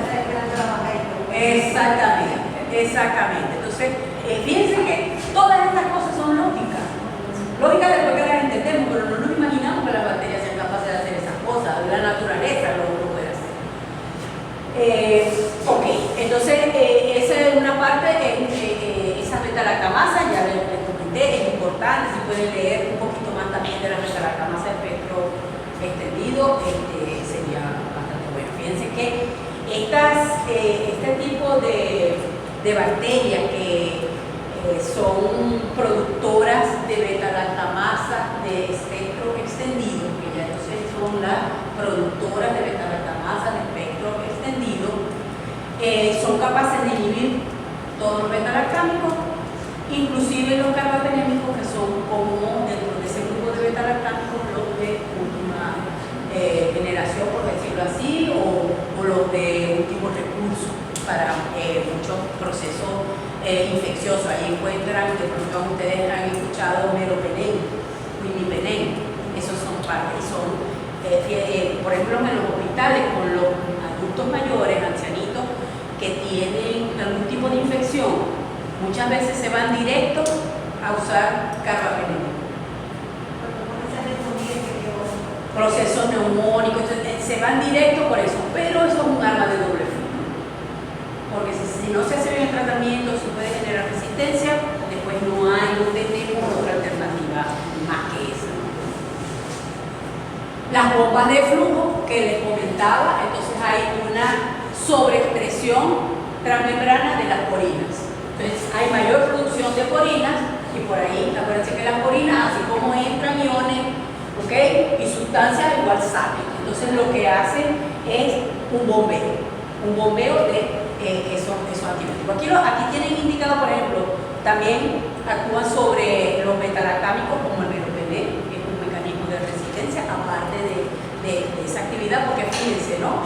Que ya la betalactamasa de espectro extendido, hay productoras de betalactamasa de espectro extendido que sobrepasan eso, pero también entonces las porinas van sacando a esos antibióticos. Quinolona, aminoglicósidos, tetraciclina, cloranfenicol, todos estos pueden estar siendo sacados del interior de la célula a través de este mecanismo.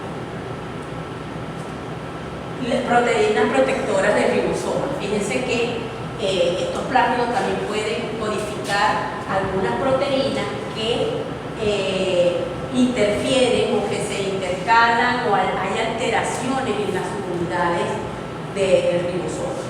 Entonces eso también va a impedir la actividad de estos antibióticos, en el caso de tetraciclina, aminoglicósidos, allí va a provocar que estos antibióticos no puedan unirse en el sitio de acción. Acuérdense que si es 30S, 50S, 30S, hacen una alteración, provocan como un bloqueo, entonces impiden que el antibiótico pueda ingresar al sitio de acción.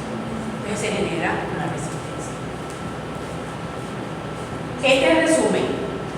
Lo anterior eran los pedacitos que fui cortando para mostrárselo, pero aquí lo tienen. Bueno, esta que está aquí es la de análogos de metabolitos, pero ya ellos, las bacterias, han desarrollado ese bypass, esas vías alternas para poder producir los metabolitos que requieren. Allí acuérdense que hablamos del azúcar. Y estos son los principales mecanismos. Hay otros mecanismos que ya lo comentamos a nivel cromosoma, pero y por los bacteriófagos, pero son los plasmídicos los más importantes, porque esos son los que más se están transfiriendo. Una cosa importante con los plásmidos es que la bacteria los retiene mientras los necesite. Si una bacteria no necesita plásmido, porque el plásmido le va a conferir factores de virulencia, factores de resistencia, no solamente resistencia a antibióticos y a desinfectantes como vimos, sino algunos otros factores que pueden hacerla más adaptable al ambiente.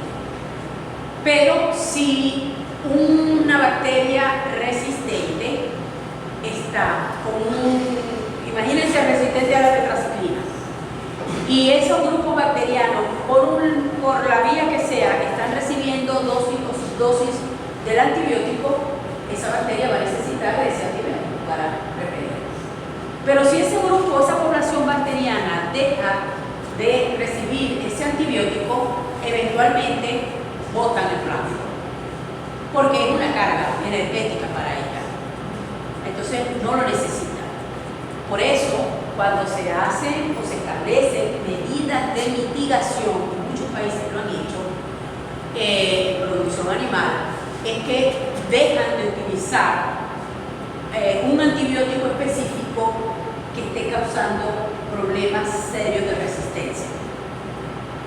¿Qué se observa? Que al cabo de 1 o 2 años no se detecta resistencia para ese antibiótico. ¿Por qué? Porque las bacterias eliminan ese plano. Son una de las formas en las que se establecen medidas de mitigación para la resistencia antimicrobiana.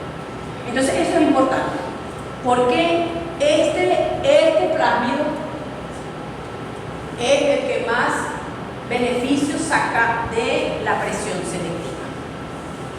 Mientras haya presencia de un antibiótico, ¿cómo recibimos nosotros? Nosotros todos estamos expuestos a resistencia a la antimicrobiana, todo el tiempo, y compartimos entre nosotros bacterias resistentes, entre los animales, entre los humanos.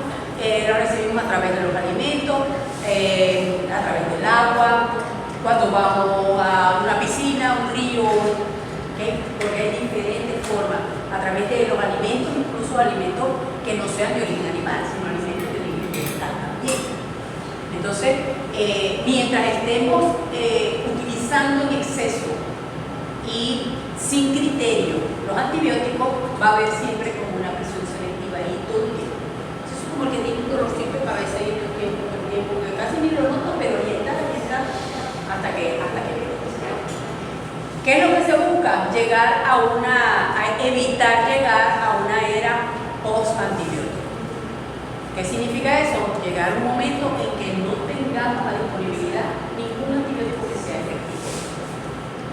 Imagínense por un instante, porque eso nomás que se lo puede imaginar uno por un instante, una situación mundial así. Si uno lo piensa mucho, por eso le digo que por un instante.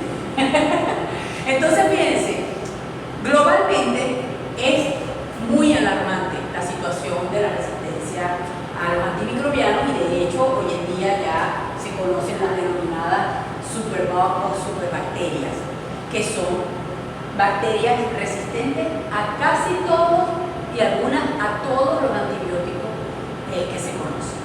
¿Por qué se sabe? Bueno, porque se han hecho tratamientos, se intentan, se hacen, se vuelven a repetir y los pacientes sucumben a la infección porque no puede, porque las bacterias son resistentes, porque la bacteria ya no tiene efecto, el antibiótico no tiene efecto. Entonces, ¿qué pasa? Infecciones para las cuales los antibióticos ya no son efectivos.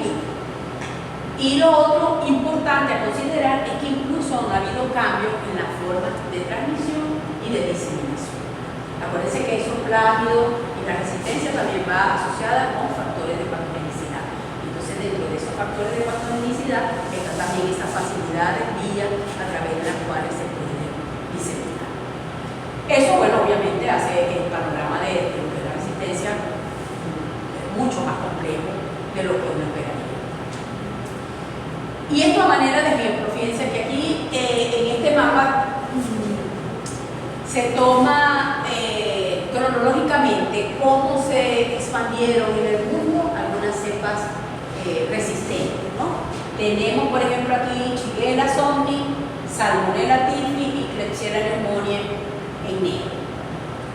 Si tomamos Klebsiella, ¿okay? La Klebsiella pneumoniae tiene plásmidos que producen carbapenemasas, que son estos beta-lactámicos, resistente a todos los beta-lactámicos, incluido carbapenel y cefalofluorina de tercera generación. Por primera vez se detectaron esas cepas resistentes en Estados Unidos en el año 1996. Al cabo de 10 años, de aquí ya se empezó a detectar en toda América y muy buena parte de Europa y África. Y 20 años ya prácticamente en todo el mundo. No hay en el país que dice, estas son conocidas como KPC. ¿Okay? Eso por Klebsiella pneumoniae, productora de carbapenemasa. Entonces ya le dicen KPC también a otras que no son Klebsiella, pero que tienen ese comportamiento. Se me olvidó lo que le iba a decir porque está escribiendo eso, pero el asunto es que lo que le iba a comentar es que el país en el mundo que diga que no tiene KPC es porque no la ha buscado. ¿Okay? Independientemente de que no haya tenido un paciente, y esto ocurrió en pacientes humanos, pero ya ahorita también se detectan KPC en animales. ¿Okay? Entonces, para que tengan ustedes una idea, el mismo panorama parecido para Shigella, el rojo, ¿okay? Y Salmonella. Pero estos casos específicos, ¿no? Porque este es Salmonella typhi. Si hablamos de, fíjate que esta tiene plásmido, pero hace resistente a clorafina y colapicitina, tiene sulfamentos sexuales, medicina, si hablamos también de este es humano, si hablamos de las Salmonella enteritidis, están diseminadas por todo el mundo. Y de hecho, Salmonella es uno de los indicadores que se utiliza utiliza a nivel mundial para hacer vigilancia de la resistencia a los antimicrobianos. ¿A qué me refiero con eso? Pues se toman muestras, se aísla la salmonela y se les hace el antibiograma, que es la prueba para poder definir si es resistente o no, para entonces establecer los perfiles de resistencia. Eso, es decir, cuando hablamos de perfiles de resistencia es esto, a cuántos y a cuáles antibióticos es resistente. A eso que se refiere el perfil de resistencia. Esto habla por sí solo, ¿ok? La interconexión que hay entre animales, humanos, ambiente, animales de producción, vida silvestre, ¿ok? Hospitales en general. En todos se utilizan antibióticos y de alguna u otra manera alcanzan al humano y del humano también van a los animales, ¿ok? Porque eso es bidireccional. Eso es bidireccional. Y eso es una interrelación que no podemos romper, porque eso es lo que mantiene el equilibrio. Aunque lo tenemos medio desequilibrado, que mantiene, pero ahí va. Entonces, lo que le quiero decir con esto es que la fuente de transmisión de enfermedades también, ¿no? Y con ellas, esas bacterias con resistencia, porque no necesariamente para adquirir resistencia debo enfermarme o el animal debe enfermarse. El animal puede adquirir la resistencia, como les comentaba, de microorganismos que están en el agua. Igual nosotros. Fíjense, por ejemplo, muchos cultivos que se fertilizan con excrementos de animales. Esos excrementos deben ser inactivados, deben ser sometidos a un proceso para eliminar la mayor cantidad de bacterias. Porque, por ejemplo, imagínense una lechuga.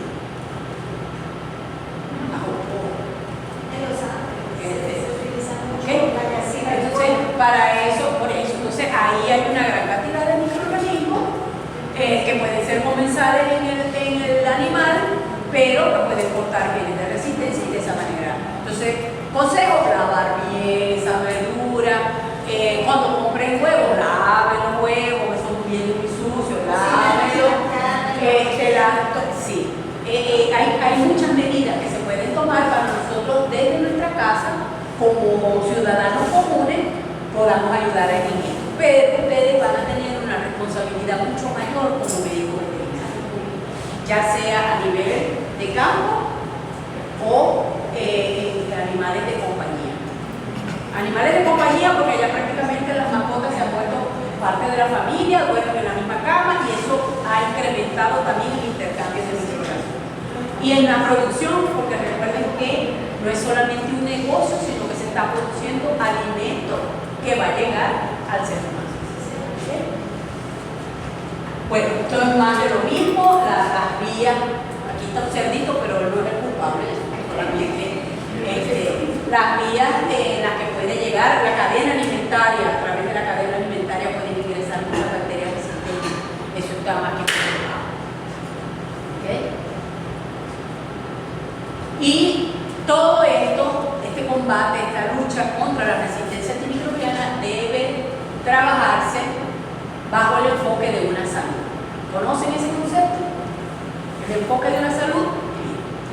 Esto ha sido un trabajo conjunto por lo que se llama el cuadripartito, que está constituido, o sea, es la estructura mundial de salud, ¿okay? Que lo compone la Organización Mundial de la Salud, la OMS, la FAO, que es la Organización de la Alimentación y la Agricultura, la Organización Mundial de Sanidad Animal y el Programa de Ambiente de las Naciones Unidas.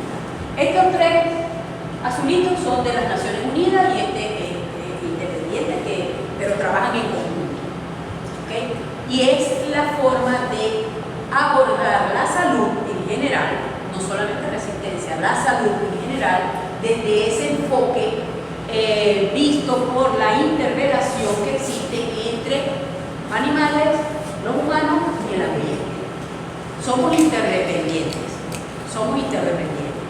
Nosotros tenemos un animal enfermo en casa, si hay una enfermedad zoonótica o son animales de producción, una enfermedad zoonótica nos va a llegar, ¿ok? Eventualmente, igual a partir del ambiente y ese es un ciclo. Por eso ustedes pueden ver, si ustedes buscan una salud van a encontrar, ya me queda un minuto, van a encontrar estos símbolos. Hay distintos, cada país ha desarrollado el suyo propio, pero siempre lo que buscan es integrar la salud como un todo, no de forma aislada. Y nosotros como veterinarios tenemos que aprender a hacer eso, porque nosotros estamos muy ligados es decir, estamos en el medio, en el ambiente y los humanos. ¿Okay? Producimos alimentos, tenemos las mascotas, pero estamos también en el campo, donde también se producen otros tipos de cosas. No solamente proporcionamos la proteína animal, sino también que participa en muchas granjas, hay cultivo, además de animales. Entonces, esas son cosas que hay que considerar.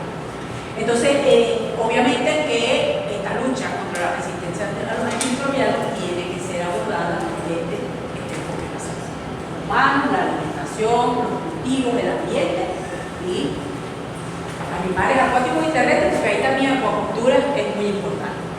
Miren, el Código Sanitario para Animales Terrestres de la Organización Mundial de Sanidad Animal. Ahí van a encontrar todas las enfermedades descritas y eso lo consiguen en internet. Por último, hoy viernes, que se vayan tranquilos. Y aquí se toma una cervecita a la tarde, pero ya lo ven diferente. Fíjense que esto, se lo digo, miren, esto es tan importante que ya a nivel mundial está siendo considerado obligatorio desde la escolaridad primaria que los niños estén en conocimiento de lo que es la resistencia a la antimicrobiana.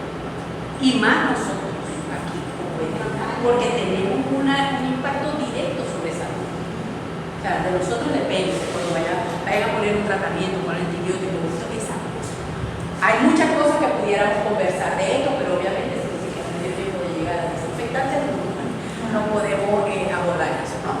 Pero fíjense que se cataloga como una amenaza global, por eso se incluyen esos tres grandes organismos de salud. Se reconoce ya y se asumió como tal desde el 2006, estamos en el 2024, ya vamos para el 2025, y es el detonante para transformar infecciones comunes en infecciones fatales. Ahí ustedes me sacan una acordada y no hay antibiótico que pueda controlar allí. La boca es uno de los ambientes del organismo donde más cantidad de microorganismos diferentes también hay. Entonces, esto ha sido definido como una pandemia silente. ¿Silente por qué? Porque no es que se está como COVID, que se enfermó, se murió. Pero sí ocurre, y ocurre en todo el mundo. Entonces, es parte de tener un poquito de conciencia como gestores de salud. Ustedes tienen que pensar en eso siempre. Van a ser gestores de salud. Entonces tienen que asumir con mucha responsabilidad lo que van a tener en sus manos una vez que se gradúen o cuando estén trabajando como asistentes. Ustedes pueden ayudar, informar en su casa. Hay muchas cosas que se pueden hacer en la casa, con la familia. Ustedes pueden ser esos promotores, esos influencers caseros para ir abordando de poquito en poquito esta situación. Bueno, esto es, hay que trabajar, hay que hacer algo. Si no se hace, eso es parte de los programas de vigilancia, hacer la sensibilización, sobre todo los políticos, los que toman las decisiones de políticas públicas. Es decir, aquí no podemos seguir comprando antibióticos a diestra y siniestra. Y de dudosa procedencia también. Eso, mira, eso es una cosa importante en la resistencia. Fíjense que aquí hubo una época, algunos que están todavía muy chiquitos, hace 8 años, que no se conseguían antibióticos. No se conseguía.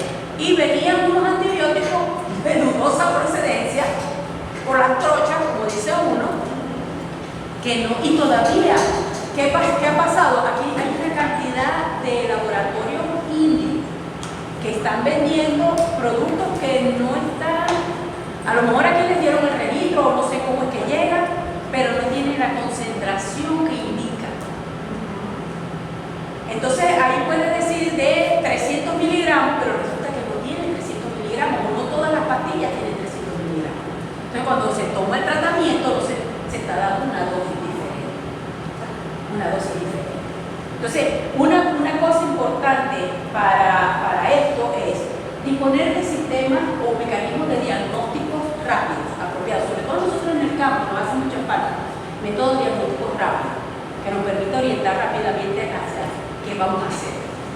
Y disponer de antibióticos de buena calidad.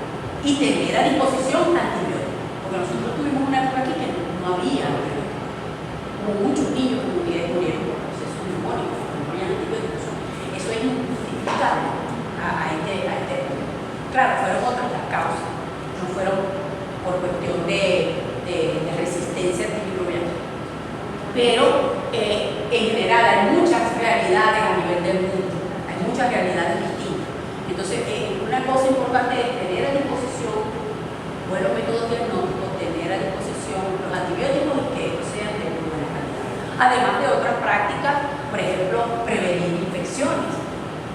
Aquellas infecciones que se pueden prevenir con vacuna a los animales. ¿Okay? Igual en pequeños animales, quizás en pequeños animales se cubre más a nivel de mascotas, pero también hay muchos animales que están sueltos en la calle. No hay campañas para vacunación ni control. Entonces, ese tipo de cosas, promover el uso de sustancias que mejoren el sistema inmunitario de los animales. No utilizar antibióticos como promotores de crecimiento. Eso se ha venido utilizando desde los años 50, ya en Europa está eliminado, está prohibido, pero nosotros seguimos utilizando, en Latinoamérica seguimos utilizando mucho antibióticos como promotores de crecimiento, en los pollos, en los cochinos, en todo. Imagínense cuántos antibióticos recibimos nosotros cada vez que comemos pollo. ¿Okay? Porque le están dando, son subdosis ahí, y ahí se puede generar resistencia. Entonces, una cosa es, deja de usar los antibióticos como promotores de crecimiento. Ahorita hay, por ejemplo, los probióticos, que también nosotros los consumimos, también se usan mucho en producción. Entonces, son alternativas que ayudan a mantener la salud del animal y va a disminuir de manera progresiva el uso de los antibióticos. Es algo como sí. Bueno, espero no haberlo cansado, espero que hayan aprendido algo. Me disculpa que no nos dio tiempo de desinfectante, nos veremos entonces en una próxima oportunidad y